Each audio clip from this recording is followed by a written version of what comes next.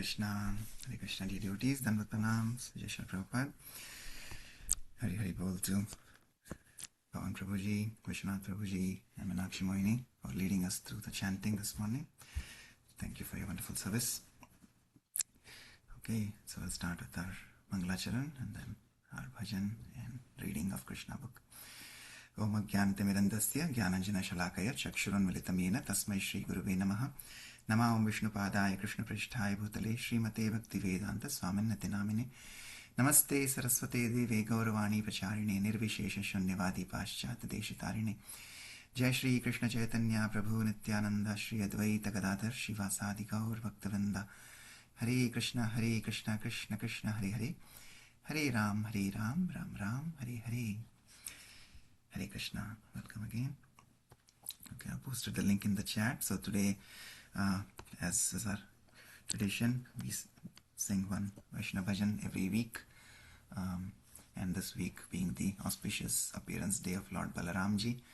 So we will prepare our consciousness. Thursday is the Purnima, Balaram Purnima. And so this week we will sing this beautiful bhajan by Srila Vyasadeva.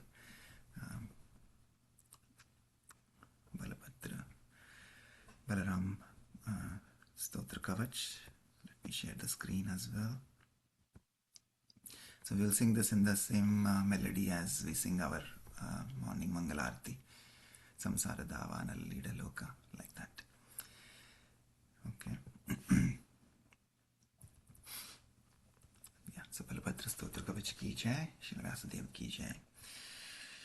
गोलोकधामाधिपति परेश्वरः परेषु मां पातु पवित्र कीर्तन भूमण्डलं सर्षपवद्विलक्ष्यते यन्मोद्नि मां पातु स भूमिमण्डले सेनासु मां रक्षतु शिरपाणिर्युद्धे सदा रक्षतु मां हली च दुर्गेषु चाव्यान्मुसलि सदा मां वनेषु सङ्कर्षण आदिदेवः कलिन्दजावेगहरो जलेषु नीलाम्बरो रक्षतु मां सदाग्नौ वायौ च रामोऽवतु बलश्च महार्णवेनन्तवपु सदा माम् श्रीवासुदेवोऽवतु पर्वतेषु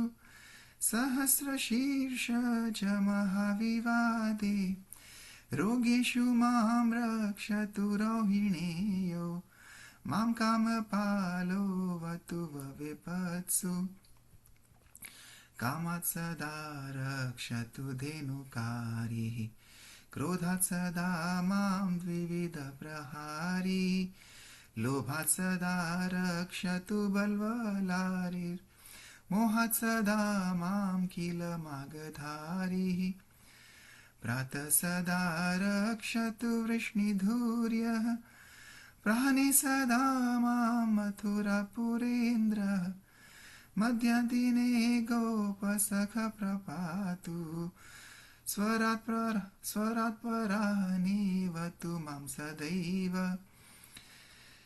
सायं फणीन्द्रोऽवतु मां सदैव पारात्करो रक्षतु मां प्रदोषे पूर्णे निशीथे च दुरन्तवीर्य प्रत्युषकालेऽवतु मां सदैव वेदिक्षु मां रक्षतु रेवतीपतिर्दिक्षु प्रलम्बारिरद्यो यदुद्वः ऊर्ध्वं सदा मां बलभद्र आरात् तथा समन्तात् बलदेव एव हि अन्तः सदा व्यात् पुरुषोत्तम बहिर्नागेन्द्रलीलोऽवतु मां महाबाल सदान्तरात्मा च वसन् हरि स्वयं प्रपातु पूर्ण परमेश्वरो महान् देवासुराणां भयनाशनं च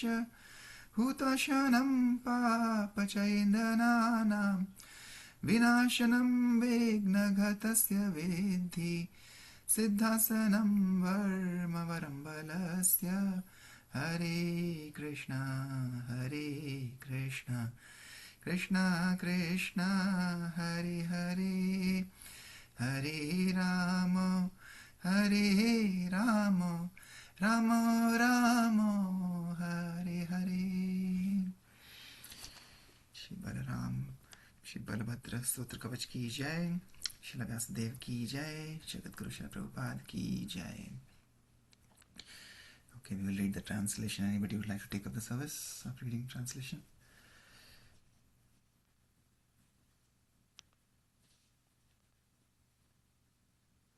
Hare Krishna Prabhuji, I can read. Thank you, Minamataji. May Lord Balrama, who is the master of Goloka, who is the supreme controller for all controllers, and whose fame is spotless, protect me. May Lord Balrama, who on his head holds the earth as if it were a single mustard seed, protect me in this world. May Lord Balrama protect me when I am surrounded by many armies. May Lord Balrama, who holds a plough, always protect me in battle. May Lord Balrama, who holds a club, always protect me in many fortresses. May Lord Balrama, the Supreme Personality of Godhead, protect me in the forest. May Lord Balrama, who wears blue garments and who stopped the Yamuna, always protect me in fire. May Lord Balrama protect me in the wind. May Lord Balrama protect me in the sky. May Lord Balrama, who is a Lord Ananta himself, always protect me in the great ocean.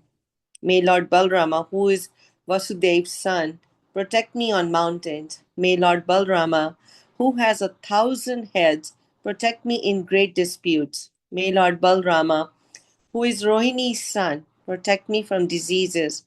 May Lord Balrama, who fulfills desire, protect me from catastrophes. May Lord Balrama, who is the enemy of Dhenakasura, always protect me from lust. May Lord Balrama, who killed Divida, always protect me from anger. May Lord Balrama, who is the enemy of Balvala, always protect me from greed. May Lord Balrama, who is the enemy of Jarasandh, always protect me from illusion.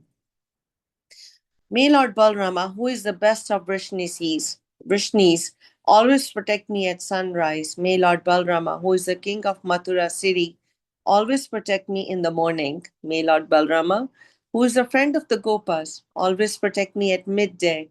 May Lord Balrama, who is supremely independent, always protect me in the afternoon. May Lord Balrama, who is the king of serpents, always protect me at sunset. May Lord Balrama, who is the greater than the greatest, always protect me in the evening. May Lord Balrama, whose power is invincible, always protect me in the middle of the night. May Lord Balrama always protect me at every sunrise. May Lord Balrama, who is the master of Revati, protect me from every direction. May Lord Balrama, who is the enemy of Pralamba, protect me from every direction. May Lord Balrama, who is the best of the Yadavas, protect me from below. May Lord Balrama always protect me from above. May Lord Balrama protect me from near and far. May Lord Balrama protect me everywhere. May Lord Balrama, who is the supreme personality of Godhead, always protect me from within. May powerful Lord Balrama, who enjoys pastimes as the king of the serpents, protect me from without.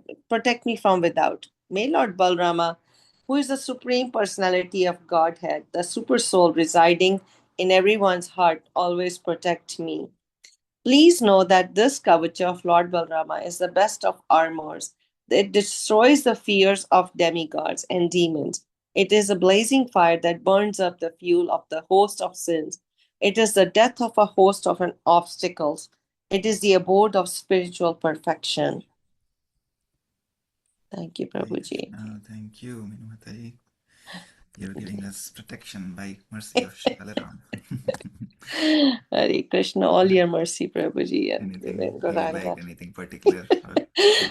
No, it just reminded me of the past time when Ram and Lakshman they were in the forest, and you know, and then Shrupnaka episode happened, right? So she was given 40,000 soldiers from Ravana because he had accidentally killed her husband.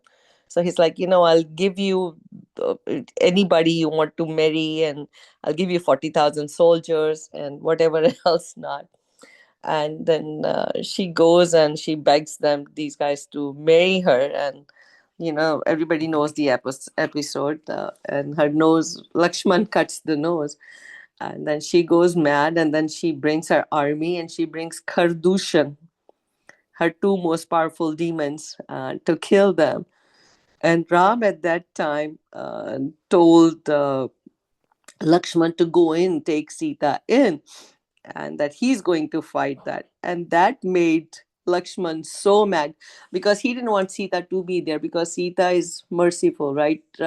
She had stopped him from punishing, what was his name?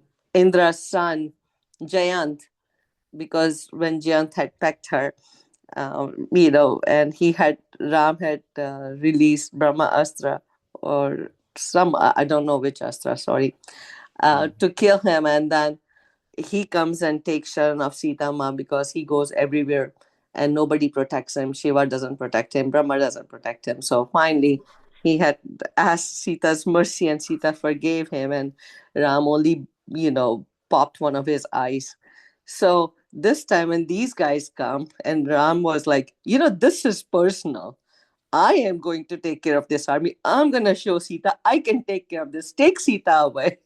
So Lakshman gets so mad, and he's like, this is it. This is the last time I'm going to be your younger brother. Next life or next Leela, I am going to be your elder brother. So he becomes Balram at that time.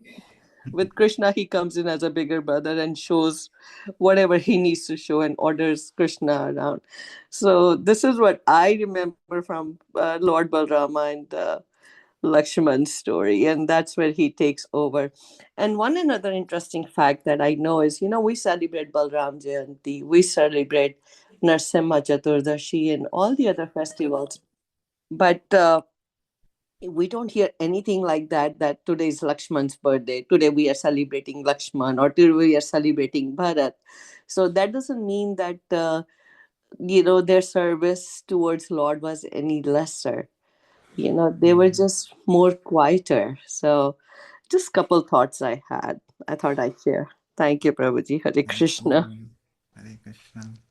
Thank you for always bridging. You are the bridge that Lord Ram constructed.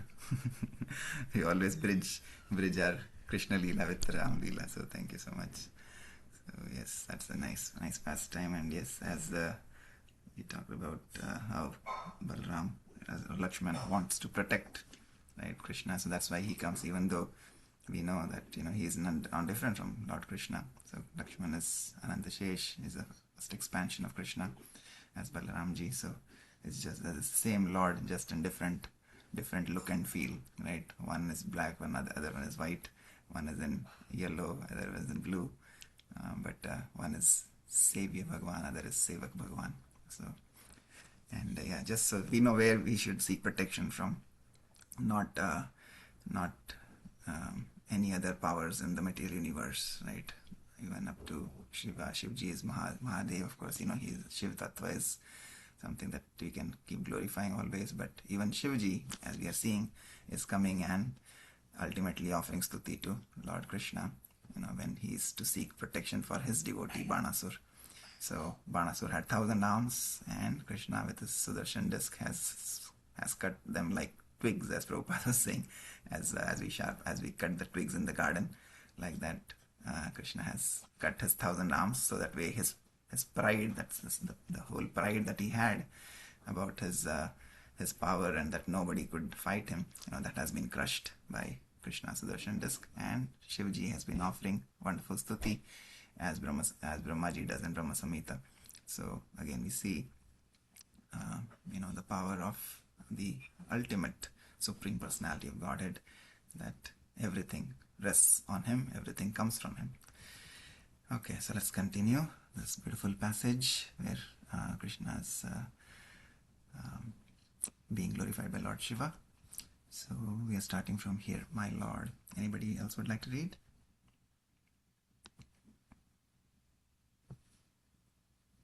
Okay, I will continue today then. My Lord, you are actually the dearmost super soul of all living entities and the supreme controller of everything. The human being who is always illusioned is afraid of ultimate death. A man who is simply attached to sensual enjoyment voluntarily accepts the miserable material existence and thus wanders after the will-o'-the-wisp of sense pleasure. He is certainly the most foolish man, for he drinks poison and puts aside the nectar. My dear Lord, all the demigods, including myself and Lord Brahma, as well as great saintly persons and sages who have cleansed their hearts of material attachment, have, by your grace, wholeheartedly taken shelter of your lotus feet. We have all taken shelter of you because we have accepted you as the Supreme Lord and the dearmost life and soul of all of us. You are the original cause of this cosmic manifestation. You are its supreme maintainer, and you are the cause of its dissolution also. You are equal to everyone, the most peaceful, supreme friend of every living entity. You are the supreme worshipable object for every one of us. My dear Lord, let us always be engaged in your transcendental loving service so that we may get free from this material entanglement. Finally, my Lord, I may inform you that this Banasur is very dear to me. He has rendered valuable service unto me. Therefore, I want to see him always happy. Being pleased with him, I have assured him safety. I pray to you, my Lord, that as you were pleased with his forefathers, King Prahlad and Bali Maharaj, you will also be pleased with him. After hearing Lord Shiva's prayers, Lord Krishna replied, My dear Lord Shiva, I accept your statements, and I also accept your desire for Banasur. I know that this Banasur is the son of Bali Maharaj, and as such I cannot kill him, for that is my promise. I gave a benediction to King Prahlad that the demons who would appear in his family would never be killed by me. Therefore, without killing this Banasur, I have simply cut off his arms to deprive him of his false prestige. The large number of soldiers he was maintaining became a burden on this earth, and I have killed them all to minimize the burden. Now he has 4 remaining arms, and he will remain immortal, unaffected by material pains and pleasures. I know that he is one of the chief devotees of your lordship, so you can now rest assured that henceforth he need have no fear of anything. When Banasur was blessed by Lord Krishna in this way, he came before the Lord and bowed down before him, touching his head to the earth. Banasur immediately arranged to have his daughter Usha seated with Aniruddha on a nice chariot, and then he presented them before Lord Krishna. After this, Lord Krishna took charge of Aniruddha and Usha, who had become very opulent materially because of the blessings of Lord Shiva. Thus, keeping forward a division of 1 akshauhani of soldiers, Krishna proceeded towards Dwarka. In the meantime, all the people of Dwarka, having received the news that Lord Krishna was returning with Aniruddha and Usha in great opulence, decorated every corner of the city with flags, festoons, and garlands. All the big roads and crossings were carefully cleansed and sprinkled with sandalwood pulp mixed with water. Everywhere was the fragrance of sandalwood. All the citizens joined with their friends and relatives to welcome Lord Krishna with great pomp and jubilation, and a tumultuous vibration of conch shells, drums, and bugles received the Lord. In this way, the Supreme Personality of Godhead Krishna entered his capital, Dwarka. Srila Shukadeva Goswami assured King Parikshit that the narration of the fight between Lord Shiva and Lord Krishna is not at all inauspicious, like ordinary fights. On the contrary, if one remembers in the morning the narration of this fight between Lord Krishna and Lord Shiva and takes pleasure in the victory of Lord Krishna, he will never experience defeat anywhere in his struggle of life. This episode of Banasur's fighting with Krishna and later being saved by the grace of Lord Shiva is confirmation of the statement in the Bhagavad Gita that the worshippers of demigods cannot achieve any benediction without its being sanctioned by the Supreme Lord Sri Krishna. Here in this narration, we find that although Banasur was a great devotee of Lord Shiva, when he faced death by Krishna, Lord Shiva was not able to save him. But Lord Shiva appealed to Krishna to save his devotee. And this was sanctioned by the Lord. This is the position of Lord Sri Krishna. The exact words used in this connection in the Bhagavad Gita are Mayaiva Vihitan Hitan. This means that without the sanction of the Supreme Lord, no demigod can award any benediction to his worshipper. Thus ends the Bhaktivedanta purport of the 63rd chapter of Krishna. Lord Krishna fights with Banasur. Very well. Let's continue chapter 64. The story of King Nriga. Once the family members of Lord Krishna, such as Samba, Pradyumna, Charu, Bhanu, and Gada, all the princes of the Yadu dynasty, went for a long picnic in the forest near Dwarka. In the course of their excursion, all of them became thirsty, and so they tried to find out where water was available in the forest.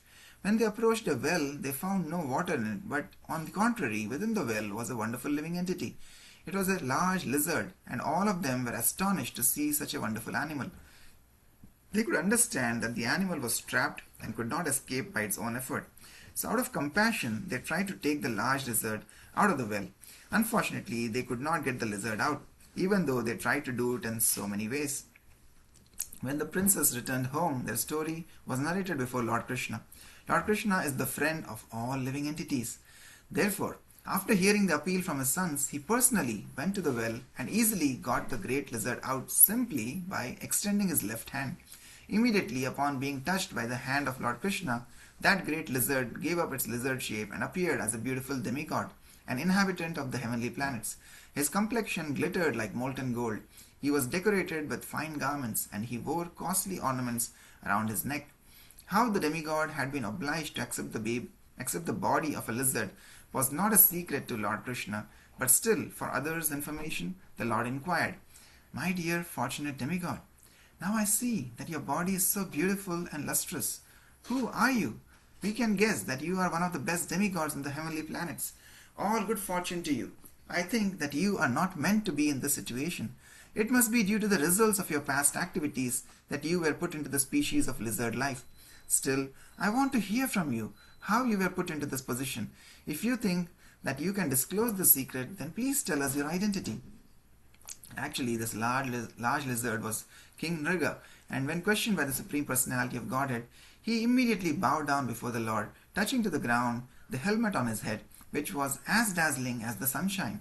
In this way, he first offered his respectful obeisances unto the Supreme Lord.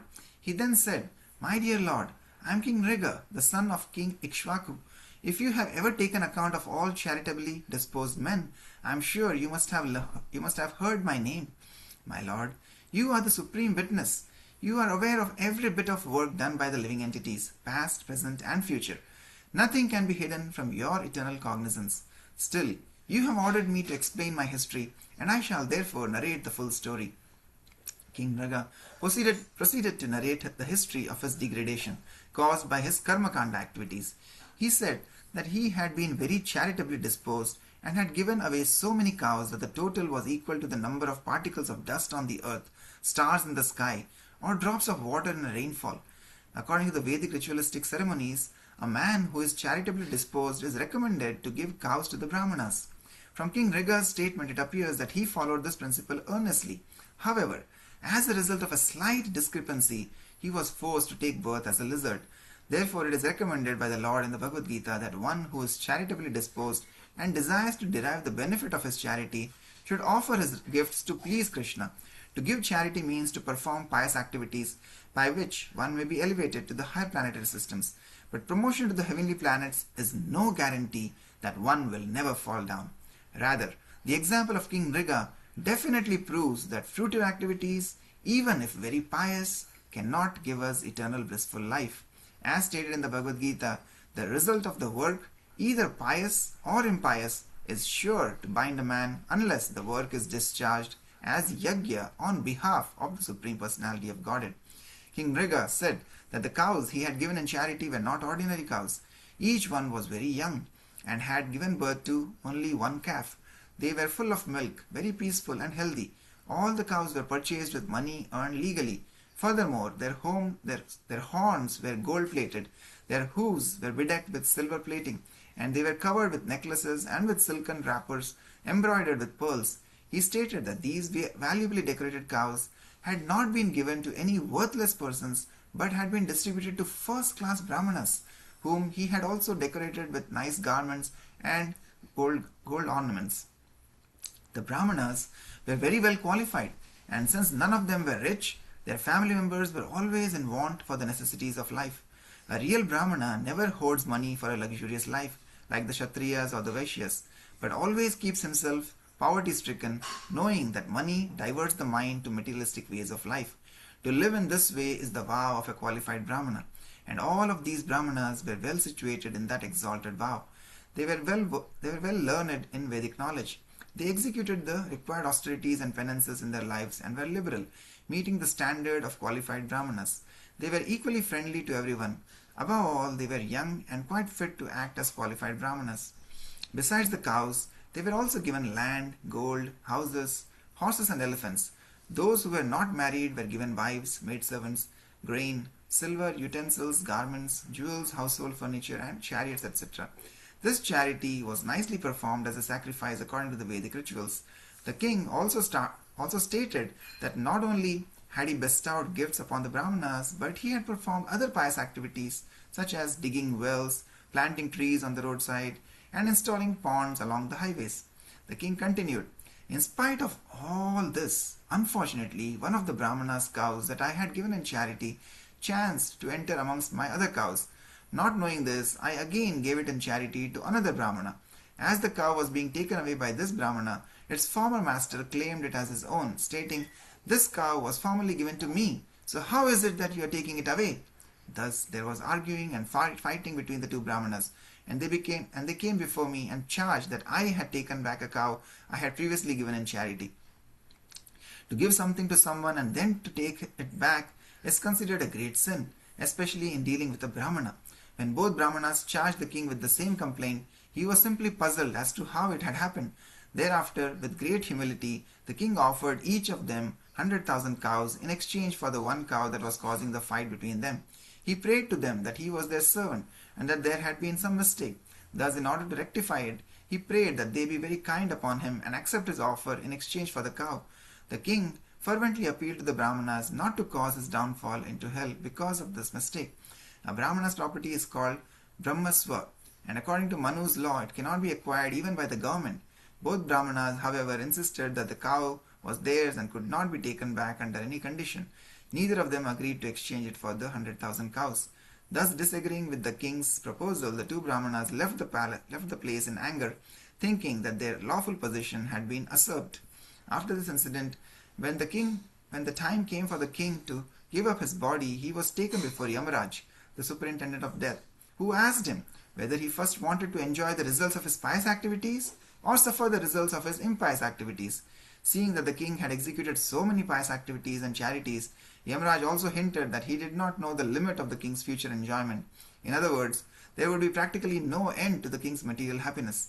But in spite of this hint, the king, bewildered, decided first to suffer the results of his impious activities and then to accept the results of his pious activities. Therefore, Yamaraj immediately turned him into a lizard. King Mriga had remained in the well as a big lizard for a very long time.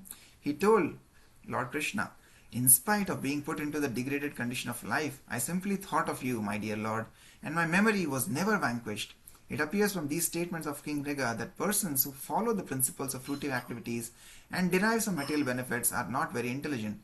Being given the choice by the superintendent of death, Yamaraj, King Mriga could have first accepted the results of his pious activities.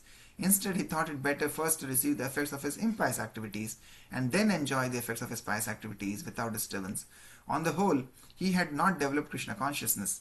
The Krishna conscious person develops love of Godhead, Krishna, not love for pious or impious activities. Therefore, he is not subjected to the results of such action. As stated in the Brahma Samhita, a devotee, by the grace of the Lord, is not subjected to the reactions of fruitive activities. Hare Krishna. Such a nice pastime and so many learnings, beautiful lessons that we can take home. That yes, that when we do good things and we do bad things, the good things will not cancel out the bad things, right? So we have to suffer for our bad things while we will get enjoyment for our good things, right? This is a basic principle that is taught by Lord in Bhagavad Gita also. And yeah, we see this nice story to relate to that. That even though King Mriga had performed so many charitable activities, digging wells, planting trees, which we see even today's world, people are very, very eager to do these charitable activities, building hospitals, doing this, having water fountains here, there. So all of that is good. That will, like we learned, will give us pious credits with which we can enjoy. If we have a lot of pious credits, of course we can enjoy not in this world but even on the heavenly planets. But ultimately, if we have done bad things, where we have, especially like a Brahman, um, like we saw here today, the sin against Brahmana, that will only bring about our downfall. So better than karma and vikarma, better to align ourselves with akarma. Akarma is where we don't get any results of our pious or um, sinful activities, where we offer everything as a service to the Lord, as a yajna, and everything is offered to the Lord, then we don't incur any fruitive activities or fruitive result out of those activities. So that was a nice lesson. And also before that, like we were reading the previous chapter, of course, as we said, it's better to seek protection from the Supreme Personality of Godhead himself, from Lord Krishna, from Lord Balaram, versus seeking protection from demigods. Doing demigod worship will only give us partial results, or will only give us temporary results, right, which will eventually again exhaust, and then we'll have to come back and suffer for our sinful activities. So demigod worship is not going to help us in the long run, in our to give us eternal blissful life. That can only be achieved by the prayer and by the protection of the ultimate Supreme Personality of Godhead, Lord Shri Krishna. So yeah, a lot of things that we can apply in our day-to-day life, and we can slowly but gradually make progress in our eternal journey, eternal goal, which is to develop love of Lord, and that can be done by performing the various limbs of bhakti as given by our acharyas, starting with Shravanam and Kirtanam. Okay, any other thoughts, comments, anybody would like to say, share anything that you liked from today's reading? Yesterday in the Hindi version, we were also remembering this pastime with Krishna's welcome in Dwarka with Aniruddha and Usha. That it also reminds of the beautiful pictures and the presentation we heard from Antadvi Prabhu, where he was talking also about Krishna leaving Hastinapur, and the devotees there, even though they were teary-eyed, still they controlled their tears, but they were celebrating the joyful occasion of Lord's leaving Hastinapur. So similarly here today, Lord is being welcomed in Dwarka with festivities, sandalwood, water, paste, and drums and holes and kartals and kirtan, so like that. So yeah, wherever the Lord is, as always. So that's why we say appearance and disappearance of Lord and his devotees, both are auspicious. So today happens to be the disappearance of Srila Rupa Goswami. So for us as Vaishnavas, as practicing devotees, we always celebrate this moment that Srila Prabhupada and Acharyas have given us is a that's why they say it's a feasting and dancing moment, right? It's every day is a festival. Like in Golok, they say every step is a dance, every song, every word is a song, and every day is a festival. So even disappearance, so even though the Lord was moving away from Hastinapur, it was a celebration. Similarly, in our lives, when we celebrate disappearance of our acharyas, because that is the day when the acharyas who have come here so mercifully by the order of the Lord, because even though they have to be away from the Lord in Vipralambha Bhav, still they come to this world so that they can enlighten jivas like us, with this torchlight of knowledge. And when they disappear, they go back to the Lord. So for us, it is a joyful moment that we celebrate that their disappearance from our eyes, but they are actually gone back to the Lord to be in the Lord's embrace. So that's why we celebrate even disappearance more actually than appearance. So today we seek mercy of Srila Rupa Goswami, and I think also it's Sri Gauridas Pandit, a couple of pure devotees of the Lord's disappearance. So that by their mercy, we may progress on this path of bhakti day by day. So yeah, with that mood, let's pause here today. Anybody else would like to say anything before we wrap up?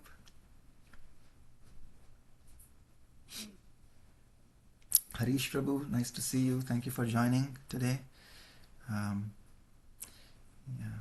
it's good to see you at the center also for the last couple of weeks with your whole family. So thank you for giving us your association. Yes. Thank you so much, Manish Prabhu. Thank you for welcoming us to ISKCON Cincinnati. Thank you. Yeah. Okay. All right, so we'll pause here. Thank you, dear devotees, for your wonderful association. Varsha Prabhupada through his Vani. Vanchakalpatarubhyascha kripa sindhubhyev cha patitanam pavanebhyo vaishnavebhyo namo namaha. Anantakoti Vaishnavindi ki jai. Jagadguru Srila Prabhupada ki jai. Shri Krishna, the Supreme Personality of Godhead ki jai. Nitai Gaur Premanande. Hari Hari Bol. Thank you, Prabhuji. Have a great Hare week. Krishna. Hare Krishna. Hare Krishna. Thank you. Hare Krishna. Hare Krishna.